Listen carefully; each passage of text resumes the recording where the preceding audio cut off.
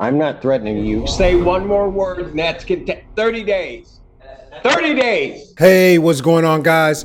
Welcome back to Sovereign Citizens Hall of Fame with your man TP. Today, we are jumping into number 266 on our compilation list. For this compilation, we will be in 3 different judges' courtrooms. Before I give you their names, don't forget to like, comment, share, and subscribe. Also, commentary will be in these proceedings, and chapters will be added for your convenience. Now, the first judge courtroom we will be in is Judge Jeff Cahn out of the state of Colorado. Second, we will be in the courtroom of Judge Cooke, also out of the state of Colorado. And last but not least, a YouTube favorite, we will be in the courtroom of Judge Stephanie Boyd out of the state of Texas. As always, it is a pleasure to bring you guys these compilations. Keep up the support. And when I say support, I just mean commenting, subscribing, liking, sharing. That's all I need here on the channel. And it is much appreciated. So thank you again. And let's go ahead and jump into 266. Hi. Still the same old charming self. Okay, good morning. I'm really grateful to see you. You don't even, it's been crazy. I've been looking forward to this moment. I imagine you are. We've been tracking you as to where you've been, so we knew where you were in Jeffco for a while. Great. Yeah. I was worried. I'm like, why am I not trying? Yeah. Anyways, health. Yeah, I'm grateful to see you guys. Okay. So Colleen. I was able to speak with Mr. Cardona. He is inclined to take the plea. However, before he does that, he wanted me to inquire, since he's been in custody since April 3rd, if he would be getting credit from that date. So Ms. Talene, the credit that he would get would be for the time that he's been in custody in Boulder, not for the time he's been in Jeffco. And that's only for a day. I think he's only been here for a day. So in other words, no. Okay. No dice. So then I think he's probably not going to end up taking that deal. I mean, I will say he still has some other stuff that he's got to figure out. So I'm time served on the other stuff because it's since they entered a writ on April 10th. So I'm time served on that. And I'd be willing to like negotiate, like, look, I've been through so much. My mom is stealing my dog, which you guys are careful with the language. Careful with the language. You all know that she's mine. And so I had to take a plea, and I'm just so done with all of it. I'm ready to take a plea, whatever. I'm over it. I've just done 122 days of my life for something that I did not do. And so if you guys could help me to help you to help us, I'm definitely down. I'm just not going to sit in here for 45 more days for mostly garbage charges. Like prohibited item. No. I'll bail out and we'll go to trial if we have to, but I would much rather not have to have loose ends, and I would much rather deal with it than have to continue prolonging it. So if we can come to an agreement that's not let me ask. I can't be part of that discussion. So yeah, I was going to say, so let me ask you this, Julio. What if we brought you back next Wednesday and I could speak with Miss Keller about some different options for you? That would be great. If in the meantime, as I said, I'm time served on my other ones. And so I mean, you'd be able to bond out still. If you can post your bonds, you'd be able to bond out. But according to the jail, there's a $50 cash only bond. And since like I was trying to come to court last time, I got arrested 2 days after you signed the release or PR bond on Sunday, the 28th, I would have been here, but I got arrested. So if you would be willing to reinstate that PR bond on that, I'd be grateful. I'm still held on a $2,000 bond until I go to court, but I don't want to be stuck in here. If I post a $2,000 one, which I guess, right, if I post a $2,000 one, I don't want to be held here on a $50 more thing. So if you would be willing to redo what you did on Sunday, March 28th by signing a PR bail and reissuing that, I'd be grateful. I would have been there, but I was in jail and I couldn't be there. If you'd be willing to do that, I'd be grateful. If not, I can probably try to come up with a $50 bond that it's currently $50 cash only. Is that what they're telling you at the jail? Is that that's the only cash bond that you have to post? The others are PR bonds? No. So originally when I first got here, before I got here, I was told I had 4 $200 cash or surety bails, meaning the 10 cent, like basically $80. But then I got here and they're now telling me that there's a $150 cash only for my municipal cases, but no PR bonds. So I basically have to post a $2,000 cash or surety bail and then a $50 cash only bail. I do have my family working on the cash or surety $2,000 bail.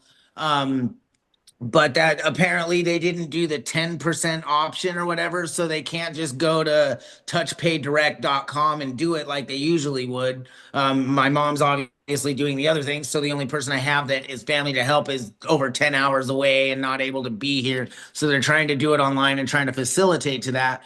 But even once they accomplish that, then I'd still be held here on the $50 cash only bail until I could come up with that. It's like, so if just originally on March 26th of this year, I took a plea bargain and then I was still held here to come to your court. And then on Sunday, the 28th, I'm assuming it was you, signed the approval for a PR bail in my municipal cases. And I was released on Sunday, the 28th, and I was arrested again on the 3rd. So it wasn't that I like was trying they when I'm in cuffs I can't show up, you know what I mean? I did have my family text Ashley, try to reach out to Ashley and everybody to try to communicate so that you would be aware that I wasn't trying to skip out on you, and that it's been a crazy crazy few months. Okay, so let me just have you pause for just a moment, Mr. Cardona, because what Fernanda has been doing while you were speaking was getting me copies of the warrants and the bond amounts that are on those warrants from our court. And so I'm going to share that, what I have. And Fernanda, you can jump in after I've done this. But what I am seeing is in case number 2024-5724, there's a $200 cash bond. In case number 2024-5730, there is a $200 cash bond. In case number 2024-5633, there is a $200 cash bond. And in case number 2023-4906, there is a $200 cash bond. Now, I don't know, I would have to do a little bit more digging because I'm just looking at the face of these bonds.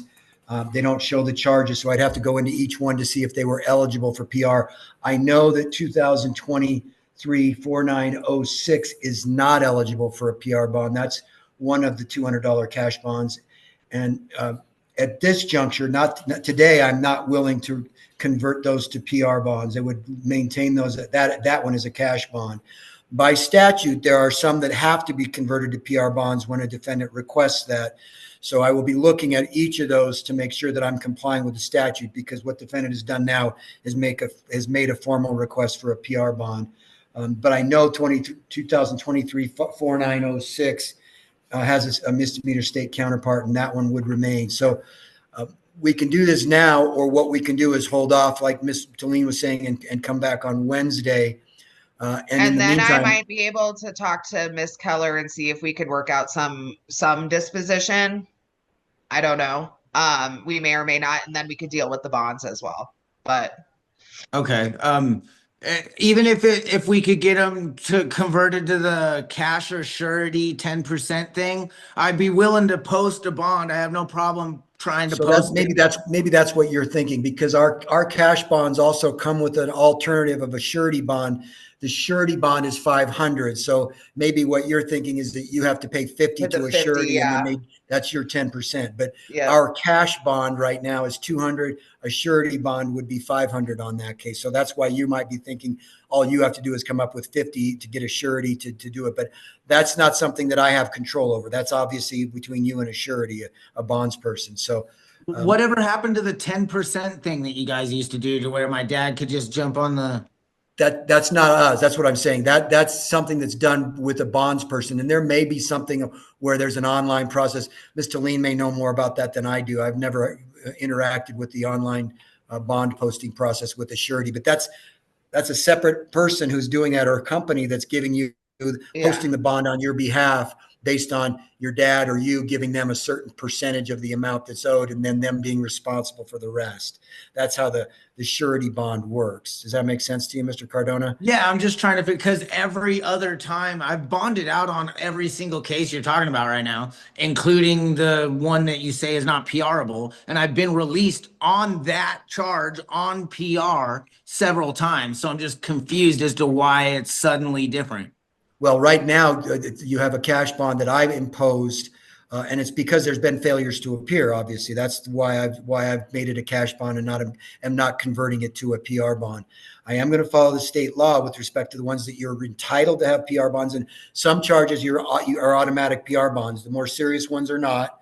The ones that are less serious, like you mentioned, a tent or a camping charge, those are automatically eligible for PR bond. That's probably why what you remember most is most of your cases have been eligible for PR bonds because they were automatically eligible for So some. I mean, like, you released me on those charges, even the ones that you say. And again, it wasn't that I didn't appear, it's that I was being held against my will in another county's jail. So if you could reconsider that, I'd be grateful, because I'm not going to reconsider it today because I don't think any party has the opportunity to go through all of the circumstances of each of these. And given that Ms. Talene is in the mindset to see you Wednesday, and that you have another case that's pending with the bond for this state, let's reset your case. I'm happy to reset it. And we could even do Monday if you think that's better, Ms. Talene. Well, the only reason that I was asking for not Monday is just because it's Friday and I'm actually getting on an airplane in a couple of hours. Okay. So, I mean, I'm doing court on Monday, but I'm just saying I don't know if I'm going to have time to actually talk with Ms. Keller and look up all the bonds and all of that information by Monday. So that's why I was asking for Wednesday. If everybody wants to remain on, I'll pause and I'll look through every single one of these cases to see which ones are eligible, but it may take me quite a bit of time to do that. I would be grateful, but I mean, I guess we could bring it back on Monday and I can see what I can do by then. And if I don't have a chance to talk to Ms. Keller, it is what it is.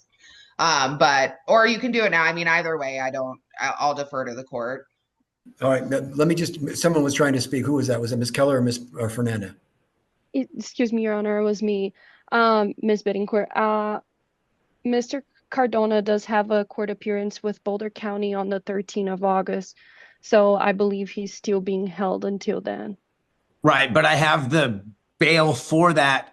I'm gonna post bail on that, and or also that court date on the 13th. I'm already time served, already, according to the deal that they're gonna do on the 13th. Let's pause, and then I'm gonna look through the files, see what I have here, and then it may take me a few minutes because I got to look through each one of them and see which ones are automatic PR bonds and then which ones are not. I know there's a lot. Thank you very much for working with me, guys. Okay, I'm going off camera for a moment.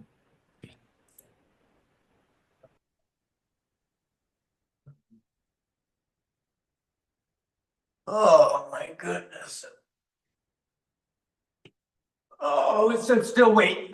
They're gonna come back. Appreciate you. He said it might take a while because I got like 21 cases he's got to go look at. So I have a quick question for Fernanda. Fernanda, the documents that you provided me, are those the only cases where we've issued warrants? There's one more case, Judge. I can say it to you. Let me know when you're ready. Go ahead. 23-5211 GE. Okay. That warrant hasn't been cleared yet. All the ones Jefferson County cleared for us. Okay, thank you for that. I'll look at all. So I think it's really 5 cases that I have to look at then. That is correct. Okay, I'll be right back.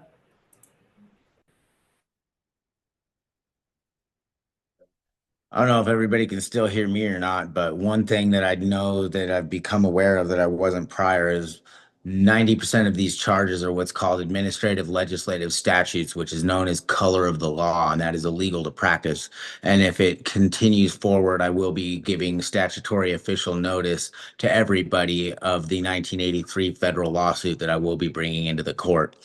If this court does continue forward under administrative legislative statutes without an verified injured party and under their assumed jurisdiction, I will be suing. And I will give everybody statutory notice of intent to sue both individually and to official capacity as soon as I get out. Or we could just settle it. Seems like it'd be a lot easier for everybody.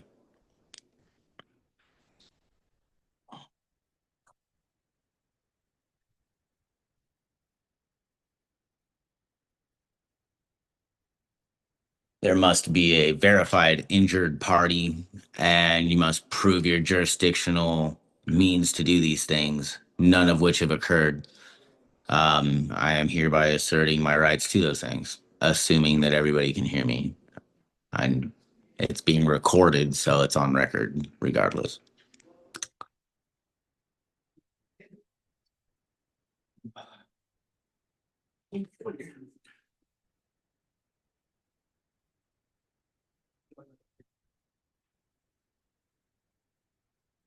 Yeah, it's still going. I'm still waiting.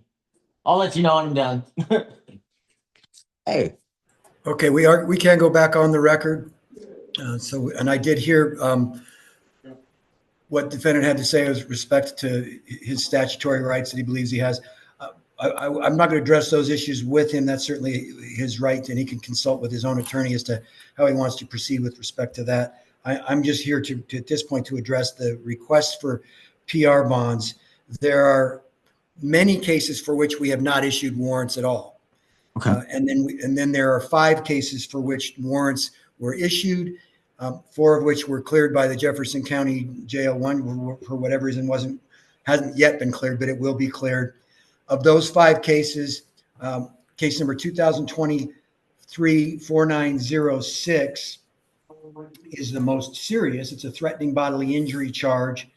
That has a $200 cash bond or a $500 surety bond currently authorized. It does have a state counterpart. I did note that the defendant had failed to appear more than once. Many times he would call after court and get his case rescheduled, but there were 2 separate failures to appear in that particular case.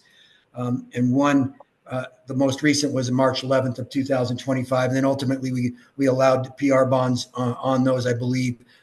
But in this case, now that there are cash or surety bonds in place, I'm going to maintain that cash or surety bond on case number 2023-4906.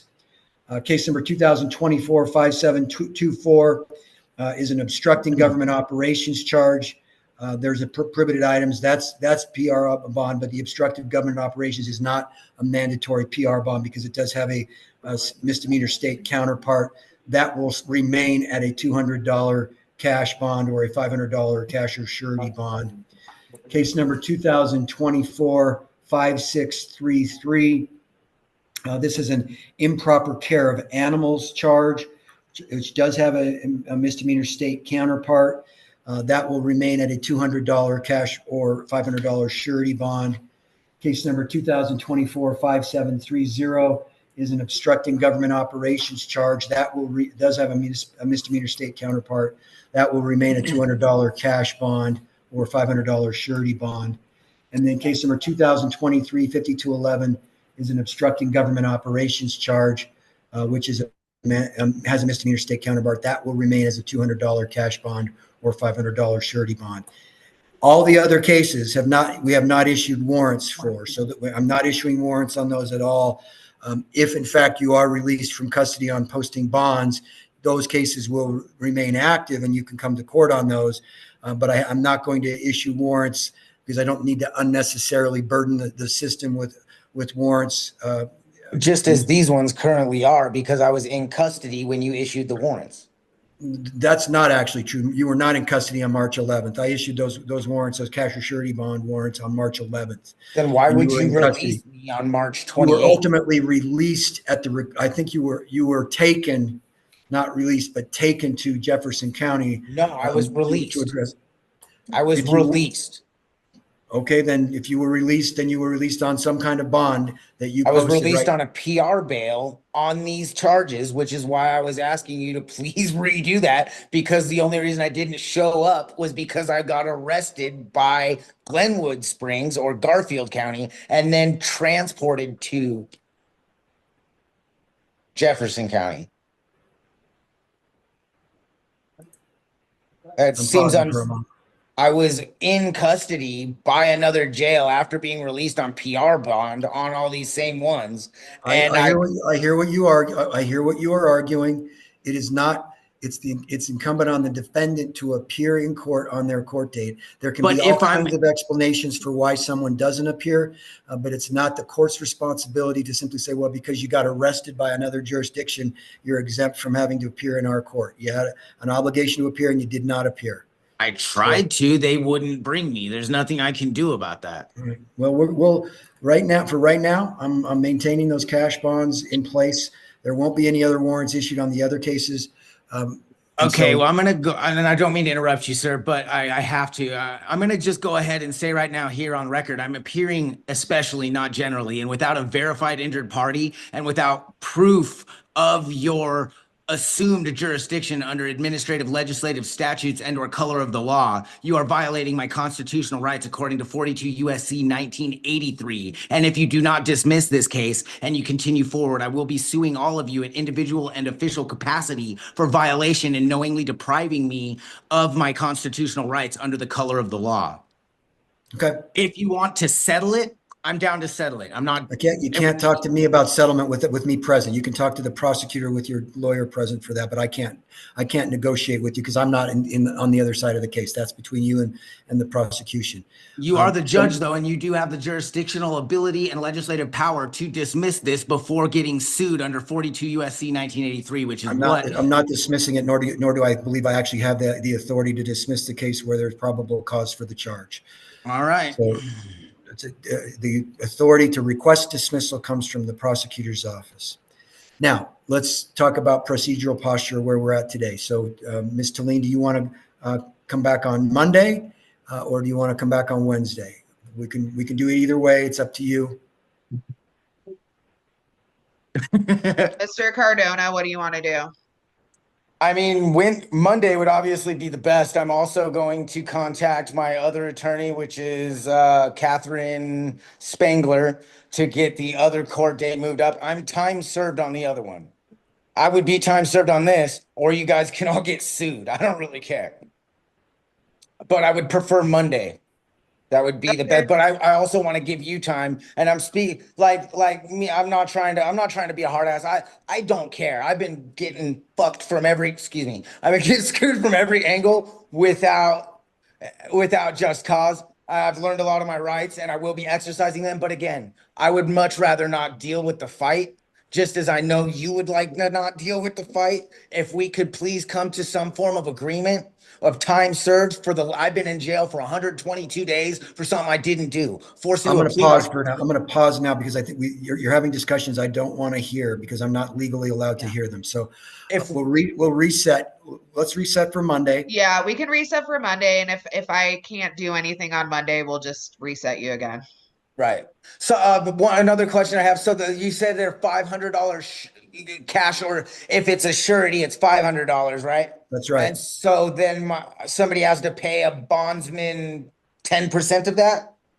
That's up to the bonds person. I can't speak for them, but a lot of times they will allow less than the full amount in order to be responsible for the bond. But it's not something I can commit to. How many of them? There's 5 of them, or yes.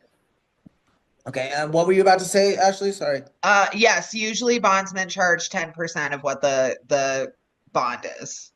Okay. So, but yeah, that again, though, that's not something I can help you with because I'm your attorney. So you got to go through a bondsman. Right. I'm just trying to make sure I know it. Because the jail here, if I posted my $2,000 one and I gave them $50 cash, they would be releasing me. So I'm just letting everybody know that. Then talk to the jail about that, and if that's what they, if that's satisfies your bond, then, I mean, talk to the jail. Okay, yeah, I Talk to just a had it bondsman. written. Yeah. I just had it written down about an hour ago. So I will. Okay. I just want to make sure that if I go pay these things, that I'm not right. So I'm just trying to work with everybody and Yeah. make a winning solution for everybody. All right. Well, like I said, I mean, talk to the jail. They'll talk to you about how they could potentially get you bonded out. So, okay. And let me just say that one of these bonds, 235211, is a $50 cash bond. So four of them are and at a $300 surety bond. So that one has a different amount on it than the other four. The other four are 200 cash. This one's 50. Okay. So yeah, The jail has all of these bonds, so they know what the warrants are and what the bond amounts are. Whatever they determine for you to post to be released, they will do that and accept the payments from you as they deem appropriate, given the documentation that we've given to them. According to them, less than an hour ago, those four $200 ones. So just go talk to the jail about it then and see what you can do, because you're like, shut up, stop. Yeah. All right. They have well, no, I'm just saying they have the information. There's nothing else that Judge Cahn can do for you. Now it seems like it's going to be between you and the jail and potentially a bondsman. That's right. Okay. Right. We'll see you. And we'll see you on Monday. Yeah. What time do you guys know? 10:30. Okay. All right. Thank you. Have a great weekend, everybody. And see you Monday. Mia, please work with look, lady, I'm not about. Okay, I'll talk to Ms. done Keller resisting. about it. Another thing I wanted to say is I've been a difficult prick a little bit in the past.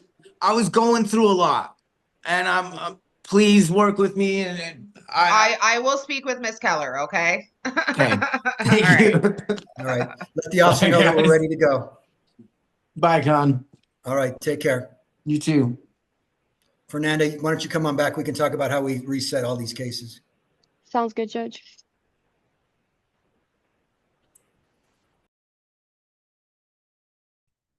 I'm here with Mr. Cardona now. Hi. Okay. Good morning, Mr. Cardona. Mr. Cardona, Miss Talene has had internet issues. She's not been able to join us today. I chatted with our probation officer and understand that you still have a $2,000 bond out of the state, and your next court date is August 13th. Yeah. So I'm also time served on that. So I contacted my other public defender, and that could be moved up to Friday. Friday at 1:30. We're gonna find out. I haven't got confirmation yet, but ideally, yeah, I'm time served on the other stuff. I also have the ability to post that bond. So, anyways, continue. So what I was going to say is we'll see you Friday morning, the same time at 10:30. We're going to continue you over so that Ms. Talene can be available to represent you. Okay. Okay. All right. We will see you Friday morning. All right. Thank you. All right. Thank you, Mr. Cardona. There you are. Thank you, Consider officer. dismissing it, because you guys are all criminally being held liable for knowingly depriving me of my constitutional rights under 42 USC 1983, and I will seek 242 criminal liability if this continues. But I'll see you Friday. Okay. Thank you, Mr. Cardona. All right. Everybody else is free to go. Thank you, officer, for your patience, and I'll send an email out to everybody indicating what's happened today. Yeah. Thank you.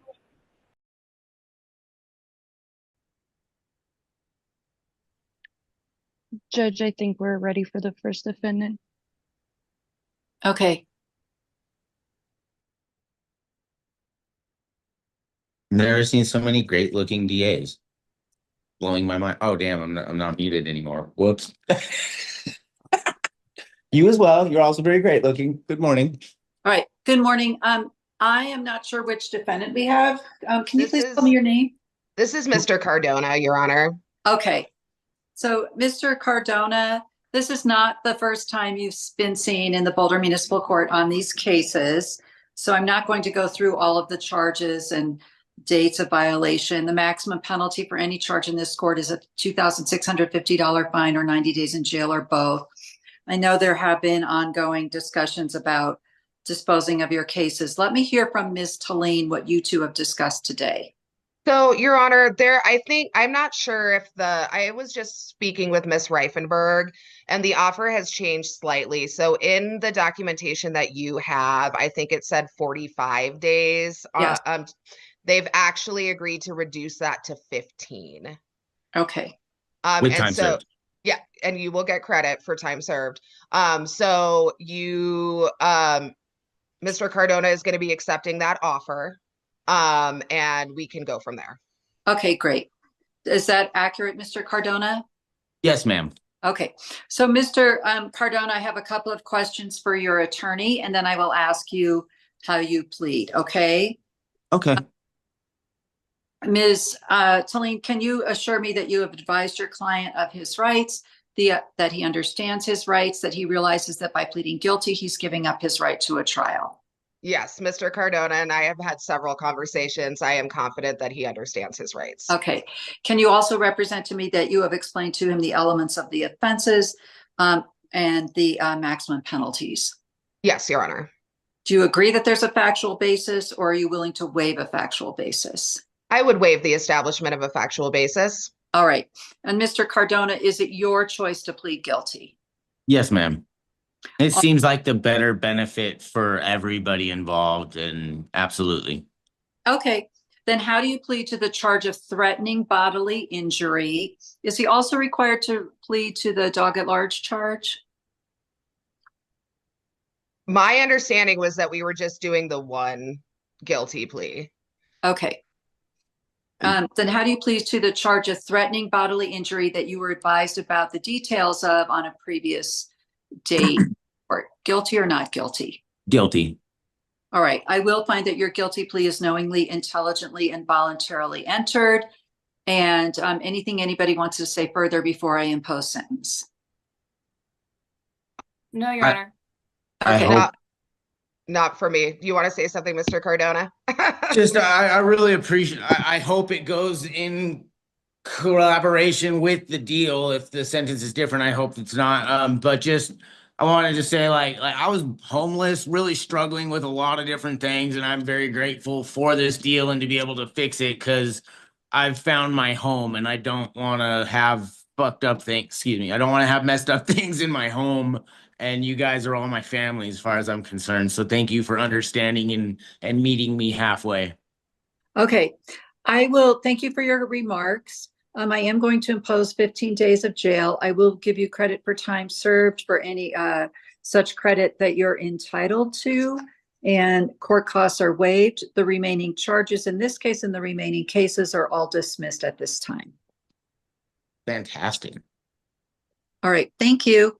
All Thank right. you. You can give me a call tomorrow. Okay, Mr. Cardona. Okay. And just, I'm time served, right? I've done way more than 15 days on all of this. You're good, Mr. Cardona. Okay. Okay. I just, All right. it's been like repetitive. Okay. Thank you. Have a All great right. day, everybody.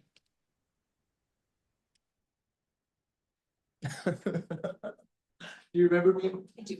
Right on. Yes. Have a good rest of your day. Thank you. Super beautiful eyes. Thank you.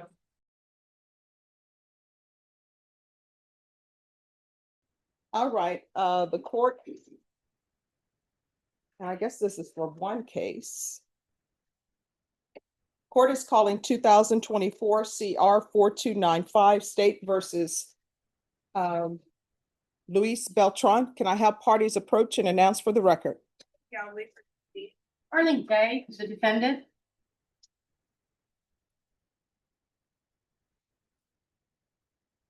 All right, and are you Mr. Beltran? Yes, Your Honor. All right, in defense, you said you've adopted his motions? Yes, Your Honor. All right, so the first motion is a motion for a special appearance under the authority of Texas Rules of Civil Procedure 120A for the divine purpose of objecting to the de facto district court's abstract subject matter jurisdiction, non-ex parte third-party waivers allowed. So let's address that motion. Yes, Your Honor. My client's position is that that there is a defect in the abstract subject matter jurisdiction, that he has been brought into this improperly, because the state would be the plaintiff, and they brought him in and are litigating that, and that there's a jurisdictional issue, that the court does not have in persona or subject matter jurisdiction. All right, is there a response, Sate? Judge, as a criminal district court, the court does have jurisdiction to preside over any matters. The defendant has been charged by indictment with the offense of aggravated robbery, and that occurred in Dare County, Texas, and so the court retains jurisdiction over those proceedings. All right, so Mr. Beltran, anytime that there is a criminal case that's deemed by the penal code to be a felony, then that comes to a felony criminal court. All right. And then the next question becomes whether or not a grand jury has been given evidence. You've been indicted, so they've been presented with information, right? And if it's alleged that the incident occurred in Bexar County and it's a felony, then I would have jurisdiction over the case. So if for some reason this was a case that is alleged to have happened in another county, let's say it's Hayes County or Harris County, then I wouldn't have any jurisdiction over it. Do you understand?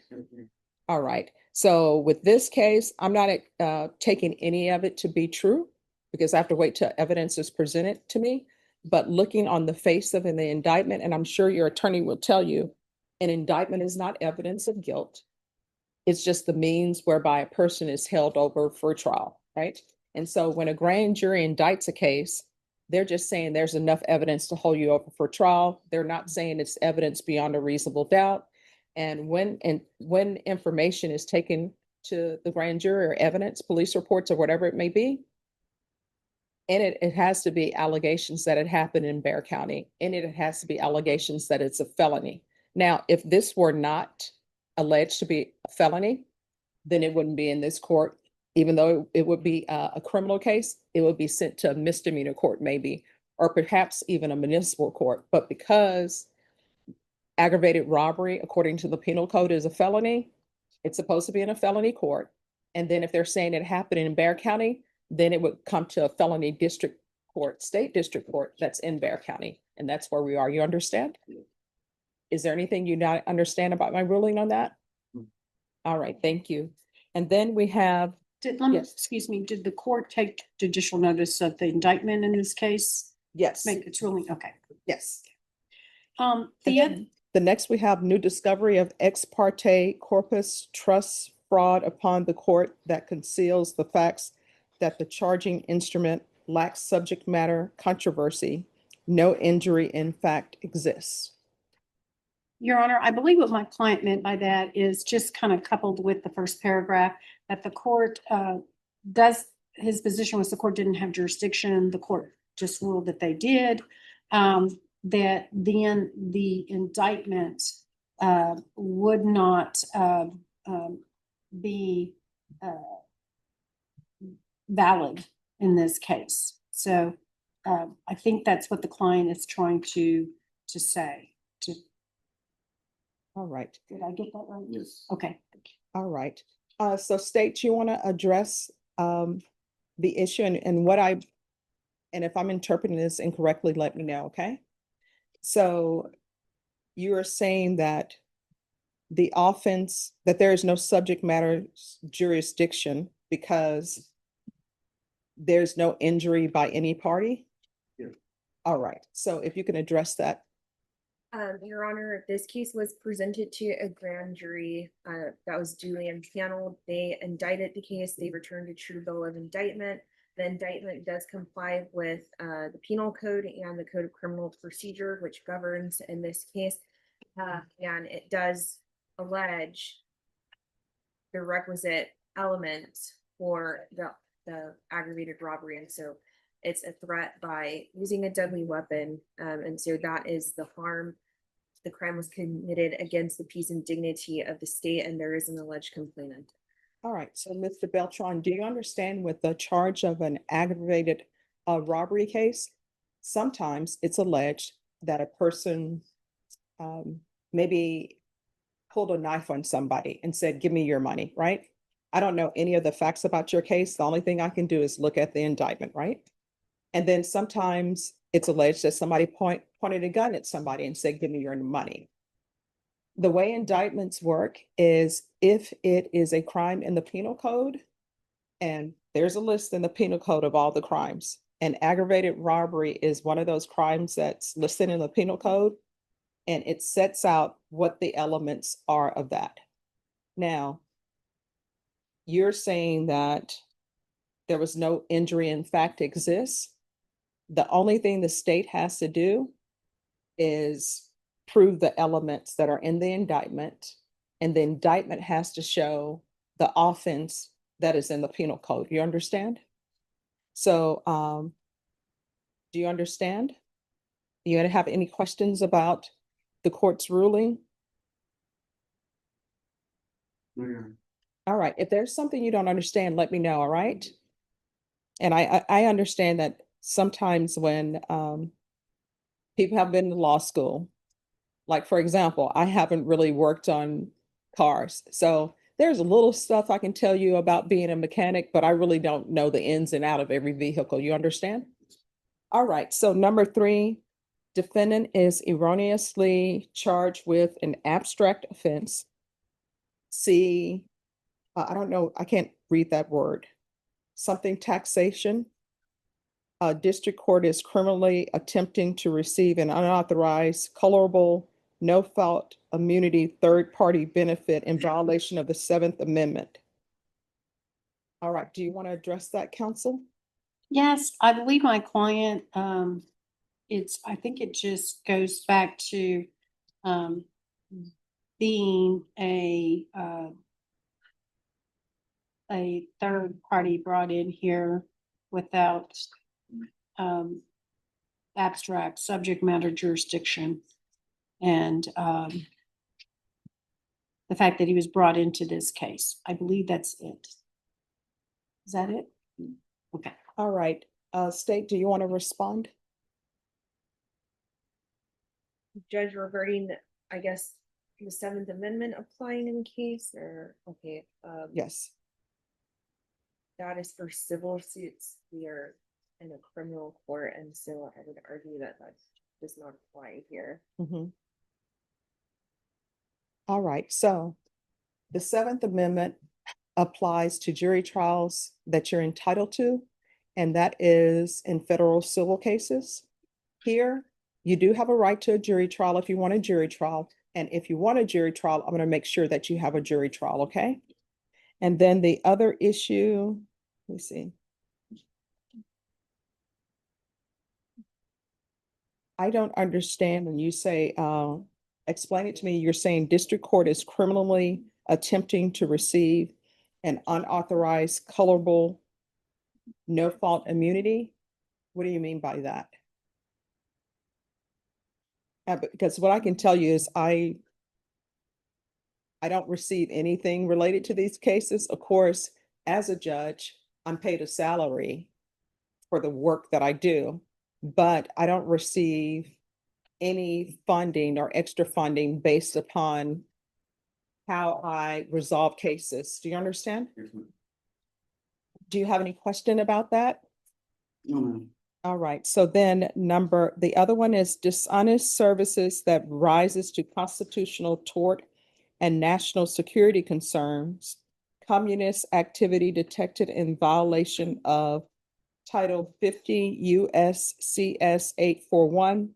This court now under federal questioning under Title 28 USC 1331, light of new evidence investigation hypothetical claims. All right, defense. I'm not sure what my client means by that. I'm going to ask him to explain it. All right, if you could explain that to me, Mr. Beltran.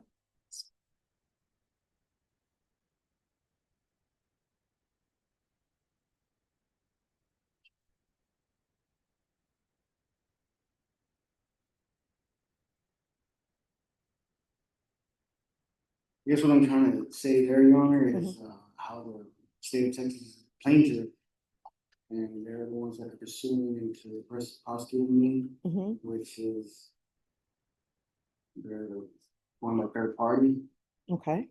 and I'm not, well, I don't, third party, I'm not sure how that works. I know Okay. how civil suits, and I know it's criminal law, but I know that, I mean, how can I cross-examine the state of Texas? How can I?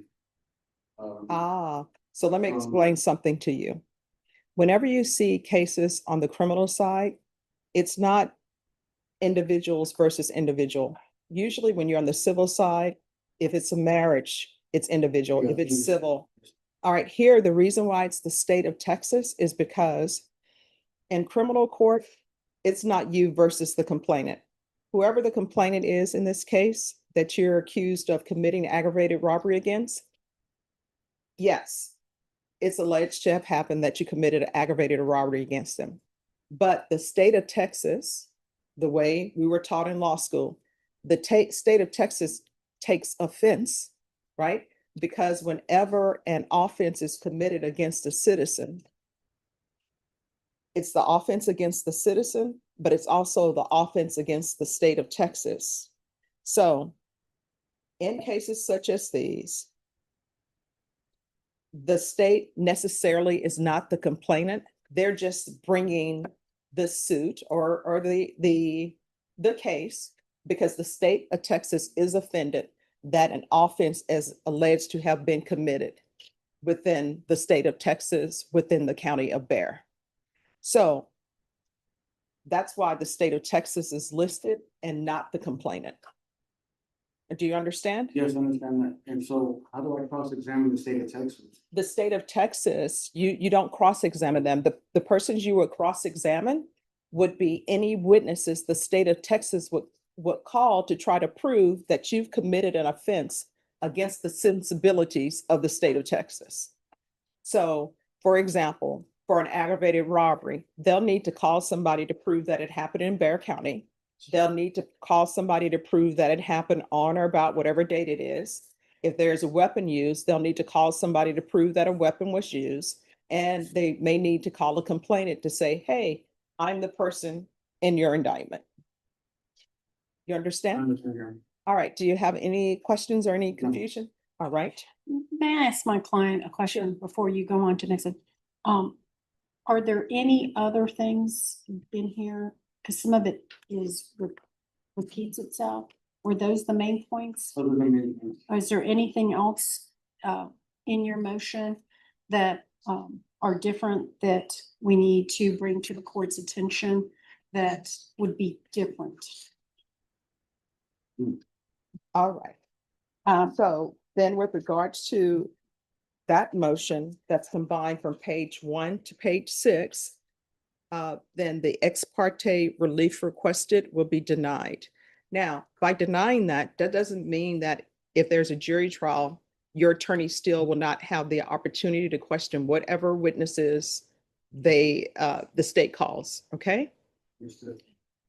So that will be denied. There is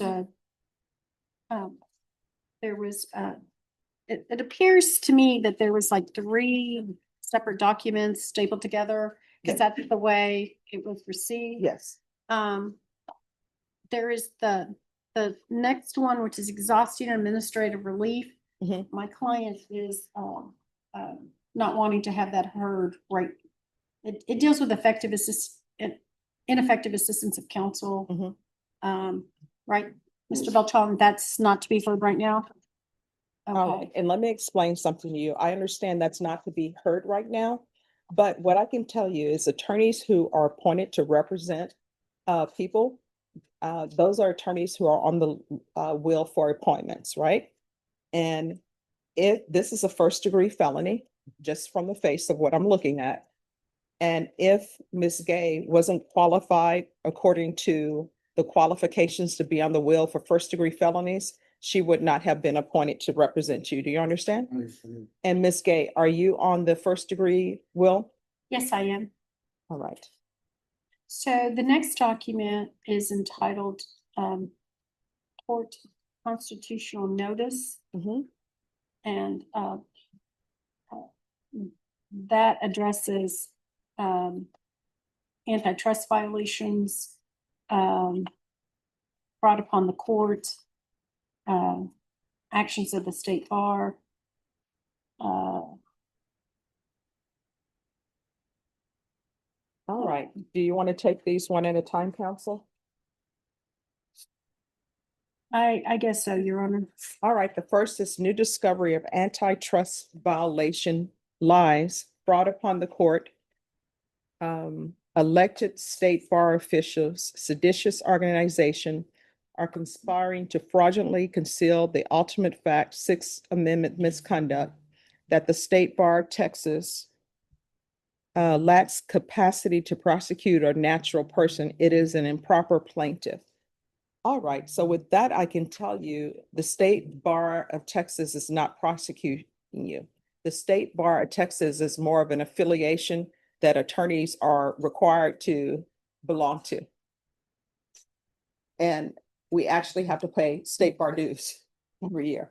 And when that comes around every year, everybody's like, oh my gosh, state bar dues. Student. Yes. So the state bar is not participating in this trial. Now, I can tell you as an attorney, your attorney as an attorney, and the state as an attorney, anyone who's licensed in Texas, they're required to be a member of the State Bar of Texas, and they have to pay dues to the State Bar of Texas. I think it's $265. It may have gone up. All right, so they're not going to be trying you. Yes, sir. All right, the next one is State Bar's virtually gathered evidence, video, police reports, third party. Again, what I can tell you about that is the State Bar hasn't gathered any evidence.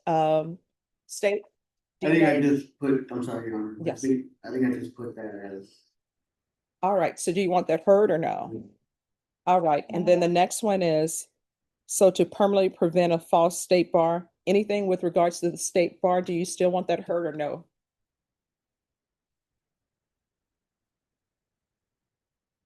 It says, objects to Texas State Bar ex parte matter waivers and fictional double jeopardy defective jurisdiction.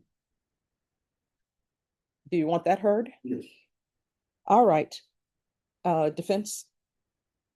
My client believes that, again, that the court does not have jurisdiction, that he is concerned about his waiver of his constitutional rights.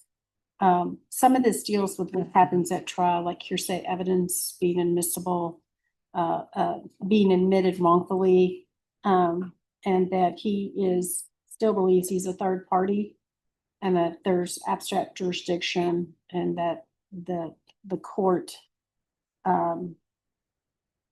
doesn't have the power, I'm guessing, to rule on evidentiary issues such as 901, and that, in other words, probable cause is third party fabricated, then secretly planted and dressed up to appear that it has merit, but it does not. So he is talking about one jurisdiction and also trying to state his right to object to evidence. All right, State, do you want to address that? Regarding the collection of evidence, I'm not sure. Oh, no. So, let's address double jeopardy. Double jeopardy, defective jurisdiction. So double jeopardy, if you have not been previously tried for this same offense before, that's what double jeopardy is. Basically, in a nutshell. There are certain exceptions to that. But when you mention double jeopardy is you've been tried for something before and you were found not guilty, right? And now the state is trying to try you for the same thing, even though you were previously found not guilty of it.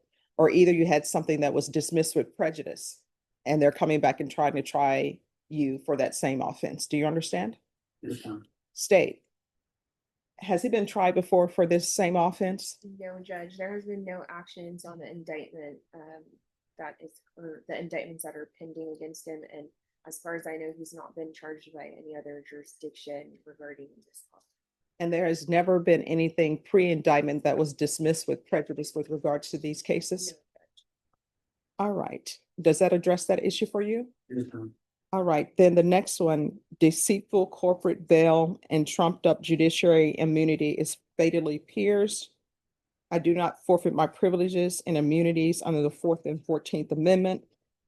What I can tell you is during a jury trial, when the state calls their witnesses, your attorney will have a chance to cross-examine those witnesses. The rules of evidence do apply. If she finds that there is some question that is objectionable and should not be answered, then she will stand up, make an objection.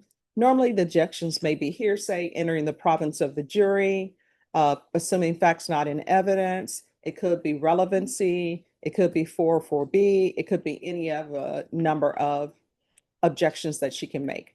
Once she makes those objections, I will make a ruling, and my ruling will decide whether or not the witness can answer that question and whether or not the jury can consider it. Do you understand? Yes, ma'am. All right, does that address that issue? Yes, ma'am. I think the other issues deal on the second page, deal with the state bar, and I think the courts addressed that. Okay. The other one is gross advertising negligence of the DA's office. Okay. And defendant being sued,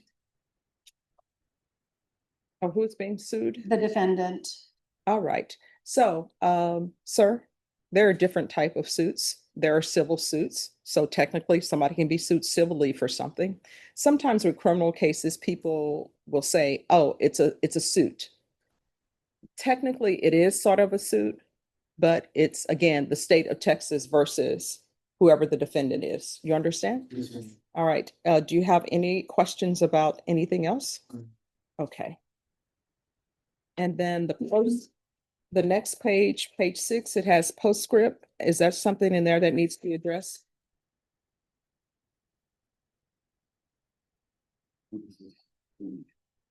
I think it says here, it has to do with cross-examination.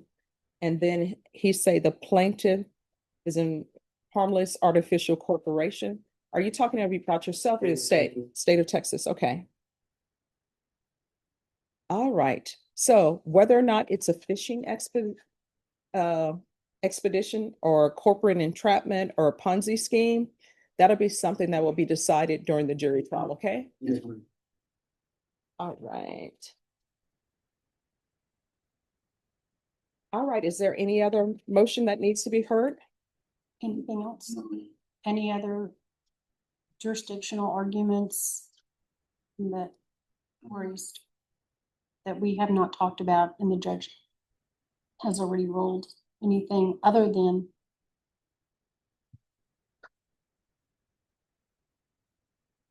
No. All right, is there anything that you don't understand about the jury trial process? All right, so I will still give you a choice. If you want a jury trial, you can have a jury trial. If you want a bench trial, if the state agrees to the bench trial, then we can have a bench trial. As I've told you before, if the state presents evidence that proves you guilty beyond a reasonable doubt, that means each and every element, I'll find you guilty. If they don't, I'm going to find you not guilty. You understand? Yes, ma'am. All right, so if you still want a jury trial, you're, Norma, is he already scheduled for jury trial? not scheduled for yesterday, Judge? All right, so, counsel, you're still requesting a jury trial? All right, Norma, if you can put them on the jury trial, please, and Ms. Galloway, if you confer Yes. with the defense on a jury trial date, so they're gonna get a jury trial date, okay? Thank you, ma'am. Oh, you're welcome.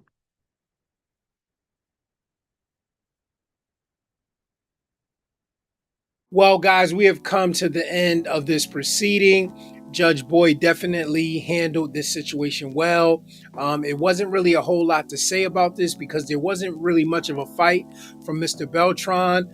I want to say he's smart by using an attorney, but in the way that he used his attorney, I can't quite say that because basically, she adopted his motions, argued them for him, which I was surprised to see because I have never seen an attorney be willing to argue sovereign citizens' motions. A lot of times we'll see them back out or just be standby counsel and allow them to, argue their motions on their own.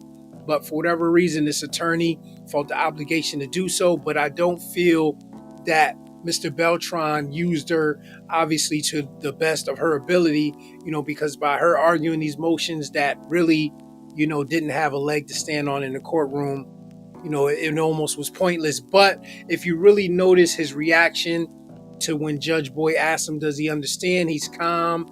It almost feels like he didn't really want to come to argue these motions, but he rather just that they be heard and that they be on the record, which we know a lot of sovereign citizens, that's very important to them, that whatever it is that they have to say or believe, that it is on the record. So once again, not much to say on this particular proceeding. We'll see what happens with the jury trial. As always, I appreciate you guys joining me here at Sovereign Citizens Hall of Fame. With that being said, don't forget to like, subscribe, share, all of those good things. It is much appreciated.